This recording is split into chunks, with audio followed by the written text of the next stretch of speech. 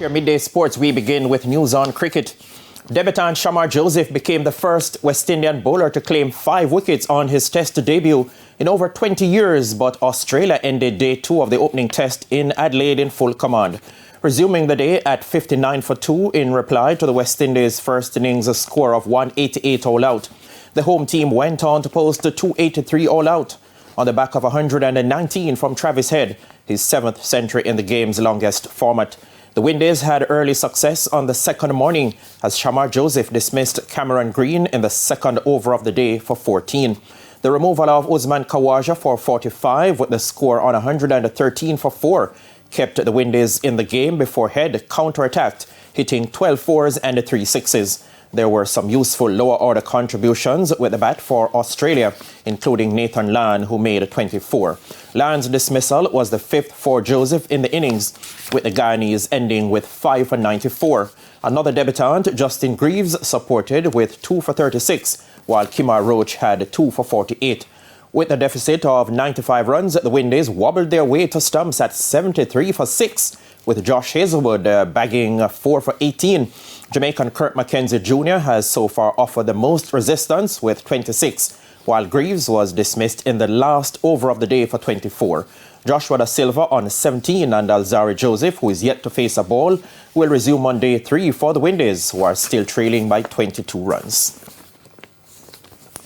Jamaica's all-schools team was beaten 3-2 by Rush Select Academy at the Casa Youth Classic in Lauderhill, Florida on Wednesday evening. Kaheem Dixon scored a double for the Jamaican team, which will be in action again this evening when they take on Ingenious Elites at 8.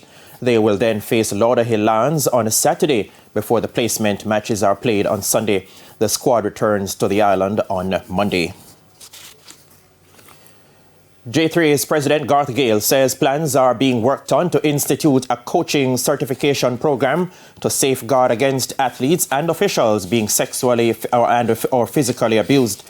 His comment follows a report by TVJ Sports on Wednesday that the Center for Investigation of Sexual Offences and Child Abuse, CISOCA, is currently investigating a case of grievous sexual assault involving a coach against a minor at an unnamed high school.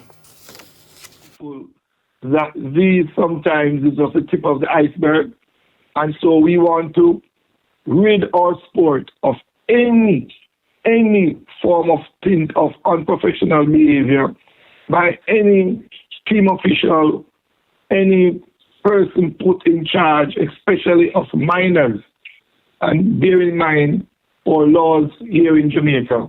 And so we are going to do our best to begin the regularization and regulation of our coaches here in Jamaica. The J3's boss says the training will focus on ethics to safeguard athletes and officials, with the program to be launched in March. Finally, President of the Jamaica Volleyball Association, Jackie Cowan, has been appointed to be a member of the Olympic Program Commission. The role of the commission is to make sure that the Olympic program remains relevant to young people by ensuring innovation and adapting to modern taste and trends while respecting the history and the tradition of the sporting body. Cowan is the first vice president at the Jamaica Olympic Association, general secretary of CASOVA, and a member of the NORSECA Sports Organizing Commission. And that's it for your Midday Sports Report. Shamela, it's back to you. Thank you, Spencer. And that's the Midday News. I'm Shamela Pullen. Join us at 7 for Primetime News. On behalf of the news, sports and production teams, good afternoon.